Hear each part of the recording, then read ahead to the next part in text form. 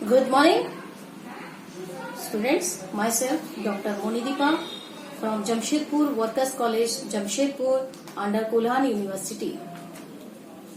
Today, I am going to discussing the topic, the subject of corporate accounting, and this subject is for semester 2 students, honors group, and also for general students, semester 3 groups.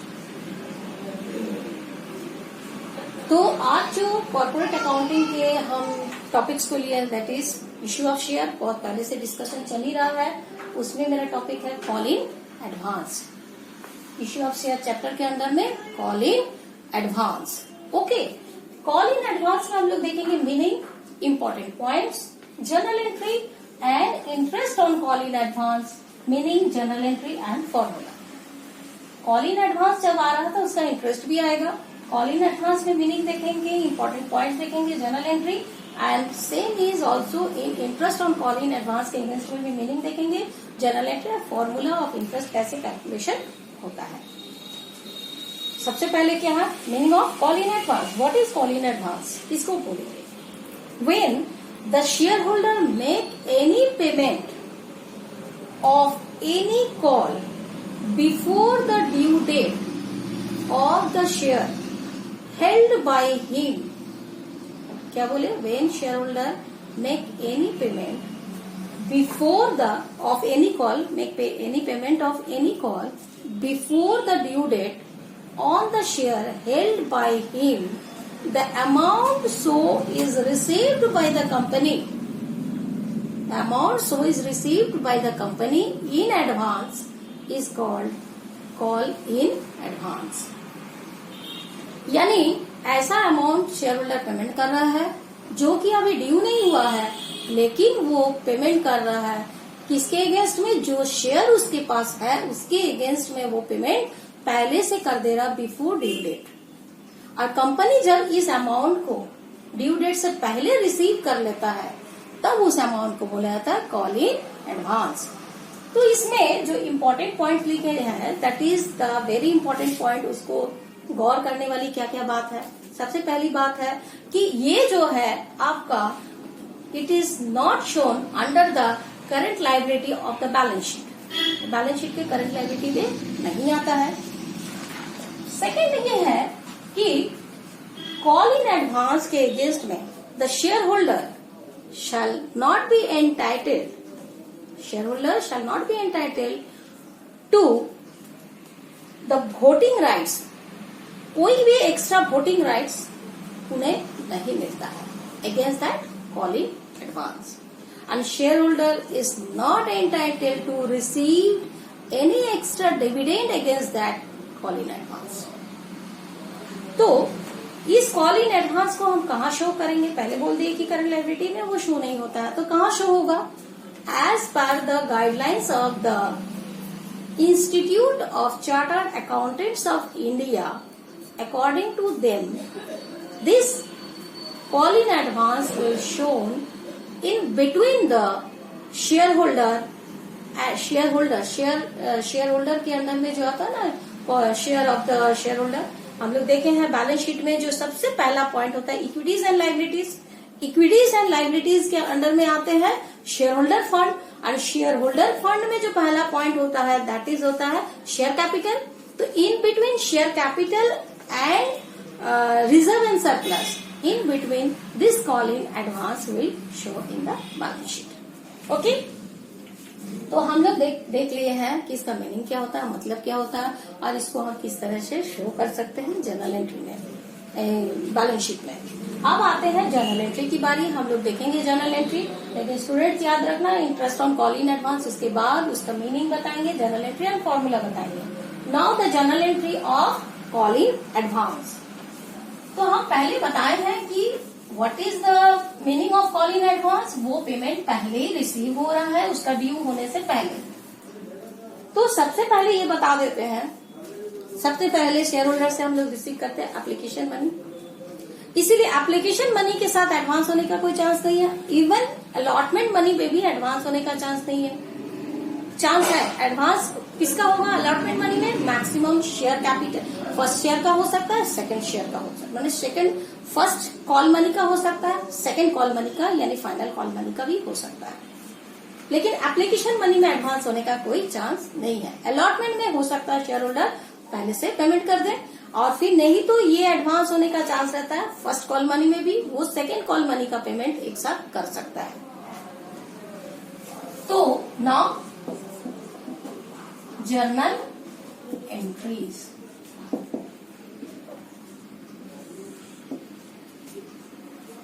तो हम बताएं कि amount due होने से पहले वो receive करता है। तो सबसे पहले एप्लीकेशन का जो जर्नल एंट्री होता है, bank account debit to share application account, वो होगा।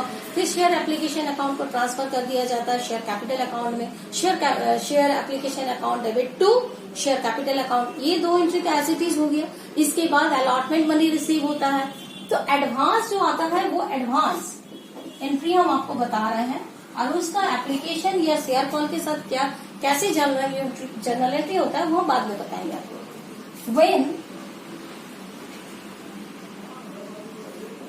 Advance money receive, general entry क्या होगा? पैसा आ रहा है, कहाँ आ रहा है? बैंक में आ रहा है, तो obviously bank account debit to share call account. अब ये शेयर कॉल अलॉटमेंट भी हो सकता है, अलॉटमेंट के साथ तो आ रहा है, फर्स्ट कॉल हो सकता है, फाइनल कॉल हो सकता है। तो स्टूडेंट हम आपको बता दे रहे हैं, ये जो हो रहा है मनी एडवांस रिसीव हो रहा है, ये रिसीव होगा कब? फर्स्ट एंट्री एप्लीकेशन का रिसीव एंट्री हो गया, नेक्स्ट एप्लीकेशन ट्रांसफर एंट्री हो गया, थर्ड एंट्री में भी ये नहीं आएगा। थर्ड एंट्री आपका नेक्स्ट अलॉटमेंट मनी का ड्यू एंट्री हम लोग जो करते हैं वो होगा। यानी थर्ड एंट्री में हम लोग जो करते हैं share allotment account debit to share capital, ये होगा। ये एंट्री भी ये नहीं है। इसके बाद जब रिसीव होगा तब हम लोग देखेंगे पैसा जो आ रहा है वो अगर जितना हमको अलॉटमेंट मनी चाहिए उतना अगर आ गया तो ठीक है, अगर उससे ज्यादा आया तब हम उसको एडवांस बोलेंगे। यही चीज यहाँ पर नेक्स्ट फोर्थ एंट्री में एक्चुअली इसका इम्प्लीकेशन आता है। कैसे आता है? जैसे हम इसके बाद अलॉटमेंट का मनी रिसीव करेंगे यानी बैंक अकाउंट करेंगे, बैंक अकाउंट डेबिट होना चाहिए, क्या होना चाहिए? टू बैंक में पैसा आ रहा, bank account debit to share capital होना चाहिए। यानी हम एक बार आपको बताए थे शेयर कैपिटल हमेशा उतना ही उसके अकाउंट में जाता है जितना उसको चाहिए होता है। यानी जितना एप्लीकेशन मनी चाहिए उतना ही उसका अकाउंट में जाएगा। यानी अगर जितना है 10 रुपया में 2 रुपये अगर अलॉटमेंट है तो 2 ही रुपया यहाँ जाना चाहिए। लेकिन अगर कोई ज्यादा पैसा भेज दिया 5 रुपया या 6 रुपया 5 रुपीज या 6 रुपीज भेज दिया है तो यहाँ पर 2 रुपये जाएगा और रेस्ट ऑफ द मनी कहाँ जाएगा? रेस्ट ऑफ द मनी को हम यहाँ पर लिखेंगे, क्या लिखेंगे?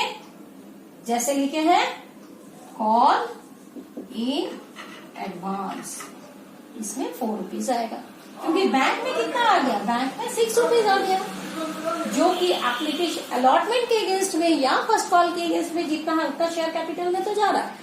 रेस्ट ऑफ द मनी को हमको यहाँ लिखना पड़ता है कॉल इन एडवांस करके। ओके, अगर रिलेटेड एडवांस है तो साथ ही साथ हम उसको यहाँ पर लिख देते हैं, अगर उसके बाद वाला एडवांस हो तो उसको कॉल इन एडवांस लिखते हैं। यानी कि हम देख लिए स्टूडेंट कि कॉल इन एडवांस का यहाँ जो हम एंट्री बता रहे हैं एक्चुअली बैंक में पैसा ज्यादा आने की वजह से शेयर कैपिटल में जितना जाना है जाता है, उसके बाद rest of the money call in advance के तौर पर यहाँ खाया जाता है। यानी दिस एंट्री को जो bank account debit to share call account लिखे हैं, ये फोर्थ एंट्री या सिक्स एंट्री में आपका वो इम्प्लीकेशन शो होगा। तो एक्चुअली एंट्री क्या हो गया? When advance money received bank account debit to share call account, related call होगा, अलॉटमेंट नहीं, फर्स्ट कॉल हुआ, सेकंड कॉल हुआ, जो भी हुआ यहाँ पर उसको लिखा जाएगा। उसके बाद जब इस अलॉटमेंट मनी को हम एडजस्ट करते हैं नेक्स्ट कॉल के साथ, तब क्या एंट्री करेंगे?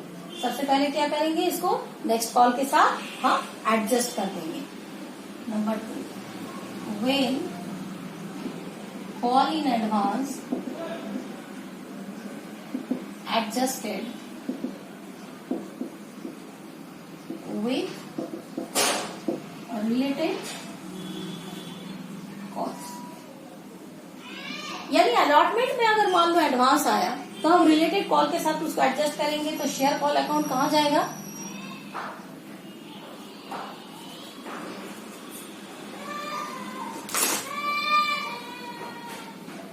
ये शेयर कॉल जो लिखे हैं bank account debit to call in advance होगा।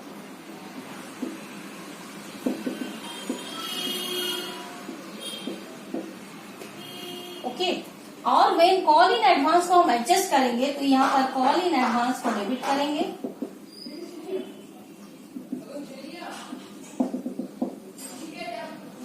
टू इसको एडजस्ट किसके साथ करेंगे, कॉल इन एडवांस को हम एडजस्ट करेंगे रिलेटेड शेयर के साथ, वही रिलेटेड शेयर यहाँ आएगा।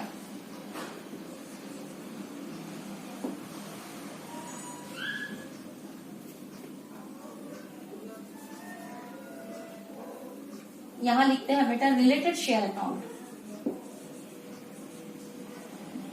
चूंकि ये एक सैंपल है, सैंपल एंट्री हम बता रहे हैं आपको, तो यहाँ जो शेयर से रिलेटेड होगा उस शेयर का नाम यहाँ लिखना पड़ेगा।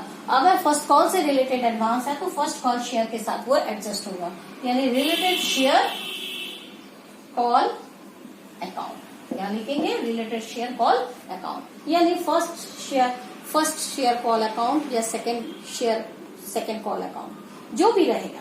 यानी अब ये जो एंट्री है एक्चुअली देखा जाए तो ये जस्ट रिसीव हुआ, उसके बाद तुरंत ट्रांसफर नहीं होगा। हम लोग देखे हैं सबसे एप्लीकेशन मनी रिसीव की, उसके बाद उसको ड्यू एंड ट्रांसफर एंट्री की, उसके बाद सेकेंड जो कॉल है उस सेकेंड कॉल का ड्यू एंट्री किए। ड्यू एंट्री करके रिसीव जब हो रहा तो ड्यू एंट्री का रिसीव के साथ ये बैंक का एंट्री एडजस्ट हो रहा, कॉल इन एडवांस। सेकेंड जो ड्यू एंट्री रिसीव हो रहा उसके साथ, यानी थर्ड एंट्री में आ रहा। उसी तरह से फोर्थ एंट्री जब हो रहा है, फोर्थ का ड्यू एंट्री होगा, यहाँ एडवांस उसके साथ एडजस्ट हुआ, एडवांस रिसीव हुआ, सेकेंड थर्ड एंट्री में एडवांस रिसीव हुआ, और थर्ड एंट्री के बाद जब फोर्थ एंट्री होगा, फोर्थ एंट्री में हम फिर जब सेकेंड नेक्स्ट कॉल का ड्यू एंट्री करेंगे उसमें भी ये एडजस्ट नहीं होगा। ये एडजस्ट होगा बैंक में जब पैसा आएगा तब उसके साथ ये एडजस्टमेंट होगा। ठीक है, तो call in advance account debit to related call share call account. जब बैंक में पैसा आएगा तब हम लोग क्या करते हैं, entry bank account debit to share first call money account करते हैं, share first call money account या share second call money account. तो बैंक अकाउंट के साथ नीचे लिखेंगे बैंक में पैसा कम आएगा तब हमारा एंट्री हो जाएगा, वहां पर एक्चुअली एंट्री हो जाएगा bank account debit call in advance account debit to share first call account. यानी कॉल इन एडवांस बैंक के साथ यहाँ पर एडजस्ट हो गया। यानी पहले कॉल इन एडवांस को हम लोग यहाँ डायरेक्ट लिख रहे हैं, लेकिन एक्चुअली ये फिफ्थ या सिक्स्थ एंट्री में ये इस तरह से बैंक में जब वो एक्चुअल रिलेटेड शेयर का मनी रिसीव होगा, पहले ड्यू एंट्री में तो नहीं जाएगा। ड्यू एंट्री में share first call account debit to share capital account हो गया। अब शेयर कैपिटल के लिए शेयर फर्स्ट कॉल अकाउंट उतना ही चाहिए जितना उसका एक्चुअली ड्यू है, लेकिन इस ड्यू में से बैंक अकाउंट में पैसा कम आएगा क्योंकि पहले से एडवांस दिया हुआ है, इसलिए बैंक अकाउंट को डेबिट जब करेंगे वो कम रहेगा और उसमें कॉल इन एडवांस का जो पहले से पैसा लिया हुआ वो एडजस्ट होगा। तो ये स्टूडेंट हम लोग देखे हैं किस तरह से कॉल इन एडवांस का रिसीव होता है और उस रिसीव एडवांस का एडजस्टमेंट होता है। नाउ अभी हम आपको बताएंगे, ये समझ में आ गया है। नाउ इसके बाद हम लोग करेंगे journal entries for interest. Journal entry से पहले बता देंगे, मीनिंग बताएंगे of course, that is interest of call in advance.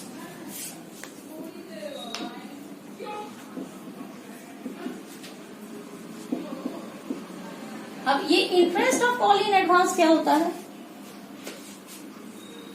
According two clause 18 table F में ये दिया हुआ है कि अगर बोर्ड ऑफ डायरेक्टर चाहे तो कॉल इन एडवांस जो पैसा पहले से जो एडवांस में लेके रखा हुआ है, against that money they can company can pay interest. और ये इंटरेस्ट अमाउंट क्या होगा? ये इंटरेस्ट अमाउंट होगा बोर्ड ऑफ डायरेक्टर जो डिसाइड कर रहे हैं वो, या फिर 12%,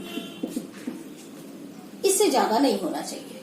बोर्ड ऑफ डायरेक्टर अगर इससे कम डिसाइड करते तो वो भी हो सकता है। ओके, और कॉल इन एडवांस का interest with in that year उसका एंट्री हो जाना चाहिए। Interest on call in advance का एंट्री भी विद इन दैट ईयर पास हो जाना चाहिए। वट एवर इज दे, अगर देना है तो वो एंट्री उसी साल के ईयर एंडिंग से पहले, वो ईयर एंडिंग में वो एंट्री हो जाना चाहिए। वट एवर इसका फॉर्मेलिटीज है हो जाना चाहिए। तो अभी हम लोग देखेंगे what is the journal entry. सबसे पहले तो इंटरेस्ट, कॉल इन एडवांस का इंटरेस्ट एक्चुअली कंपनी के लिए क्या होता है? कंपनी इज गोइंग टू पे दैट इंटरेस्ट, यानी कंपनी के लिए इंटरेस्ट क्या हो जाता है? एक तरह से एक्सपेंसेस बोल सकते हैं, खर्चा बोल सकते हैं। And as per nominal account we know, nominal account के तहत नॉमिनल अकाउंट का रूल्स क्या कहते हैं? Debit all expenses and losses, credit all income gain and profit. यानी नॉमिनल अकाउंट के रूल के हिसाब से इंटरेस्ट हम जो दे रहे हैं, डेबिट ऑल एक्सपेंसेस और लॉसेस, यानी इंटरेस्ट पेमेंट हो रहा है तो डेबिट किसको किया जाता है? एक्सपेंसेस को किया जाता है। यहाँ पर एडवांस के अगेंस्ट में इंटरेस्ट कंपनी पे कर रहा है तो उसके लिए ये एक्सपेंसेस, ये लॉसेस है। ठीक है, तो यानी कंपनी को ये चीज को क्या करना पड़ेगा? डेबिट करना पड़ेगा। तो interest on call in advance debit होता है, और ऑब्वियसली जब भी हमारे अकाउंट से पैसा निकलता है, पेमेंट कर रहा है मतलब पैसा निकलेगा, यानी बैंक को हम क्रेडिट करेंगे। तो फर्स्ट एंट्री क्या हो जाता है? when interest on call in advance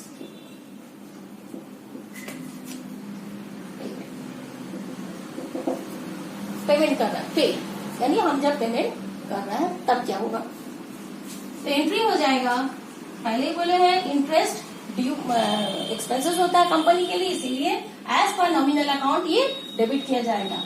interest on call in advance account debit to bank account being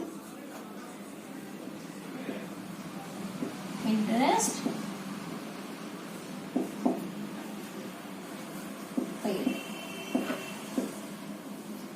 being interest paid।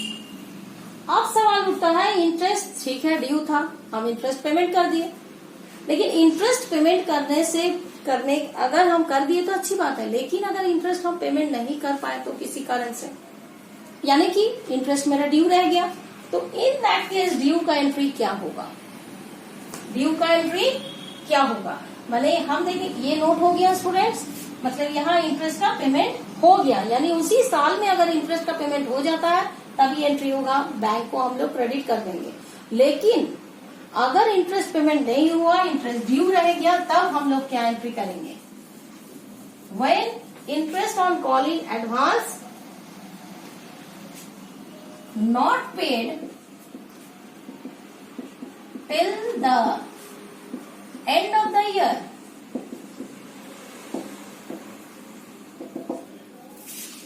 interest on call in advance is not paid till the end of the year।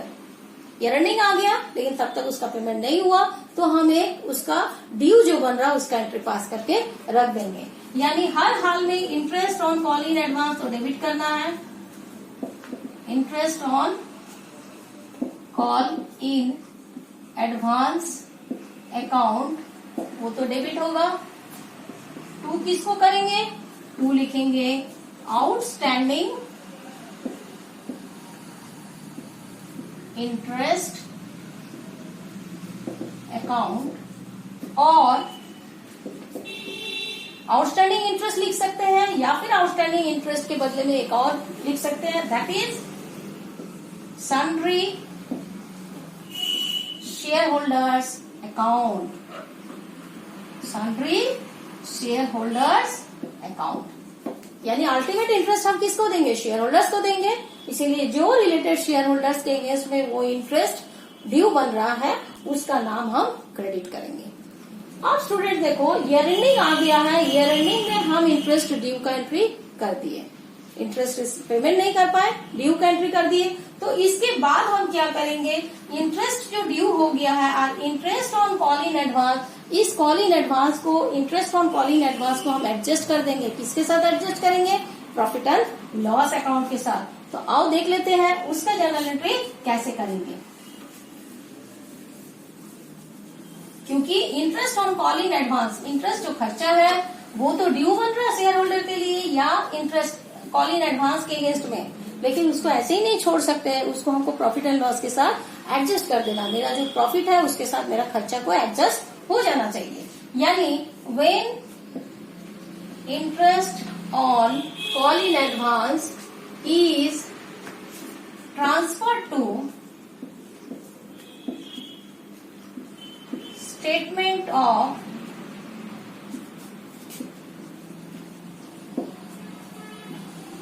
profit and loss account.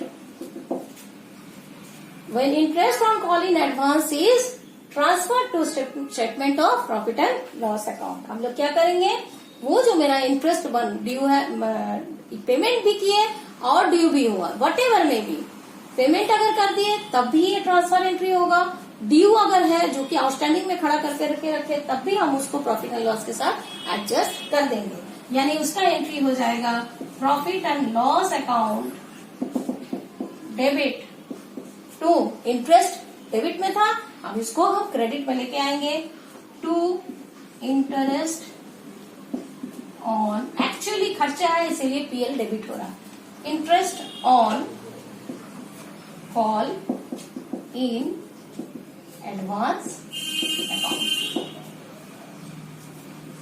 Being interest transfer to profit and loss account.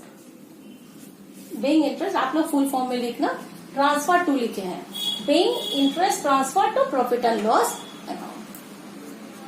अब ये transfer हो जाने के बाद year ending का काम तो हो गया, लेकिन नेक्स्ट ईयर में एक और काम ड्यू रह गया। वो क्या, जो हम इस ईयर में एंड तक पेमेंट नहीं कर पाए उसको हम पेमेंट करेंगे, यानी interest on call in advance का जो आउटस्टैंडिंग में रखे हैं उसको नेक्स्ट ईयर पेमेंट होगा। तो आइए स्टूडेंट्स पेमेंट का, नेक्स्ट ईयर पेमेंट का एंट्री भी हम लोग देख लेते हैं।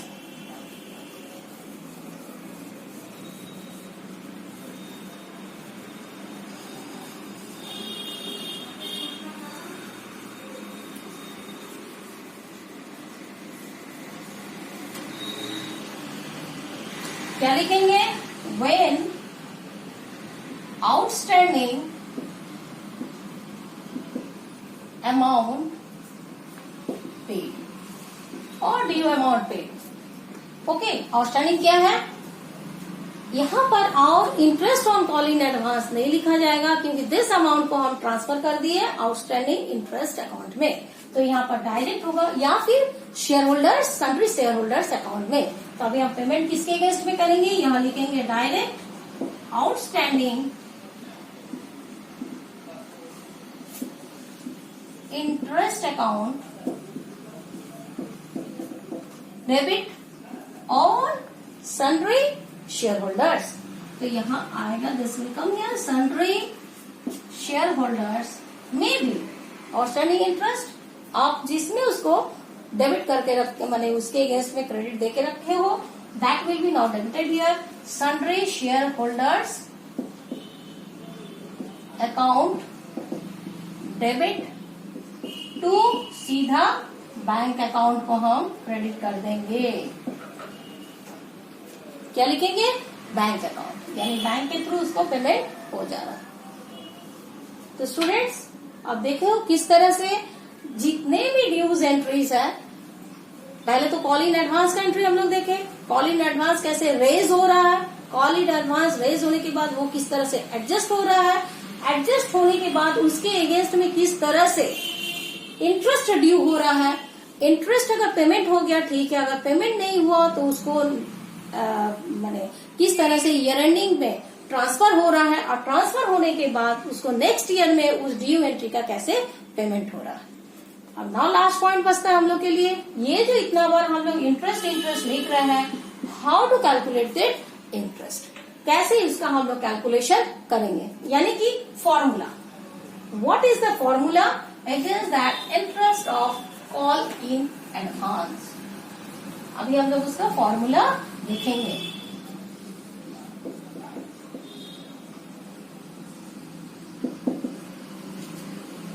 Interest on call in advance को कैलकुलेट करना पड़ता है। कैसे लिखेंगे? कॉल इन एडवांस हमारा जितना हो रहा है, क्या लिखेंगे? Call in advance amount into rate into period divided by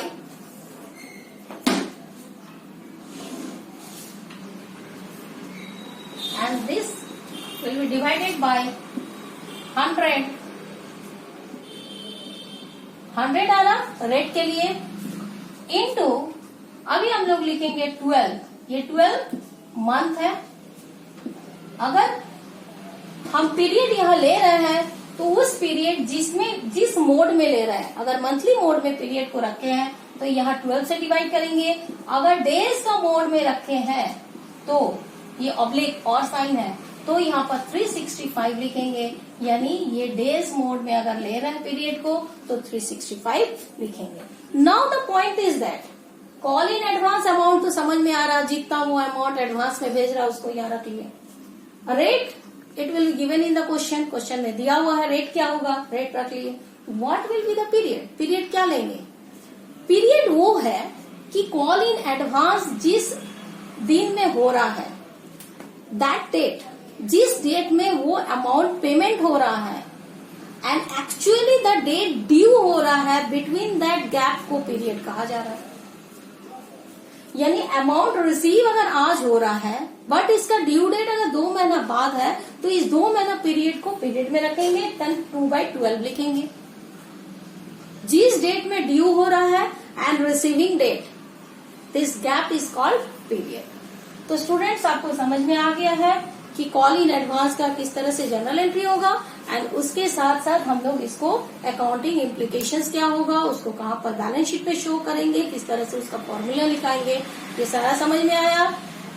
हम लोग हो सकता है क्वेश्चंस बाद में सॉल्व करें इसके ऊपर। Okay, next, till then students, bye bye.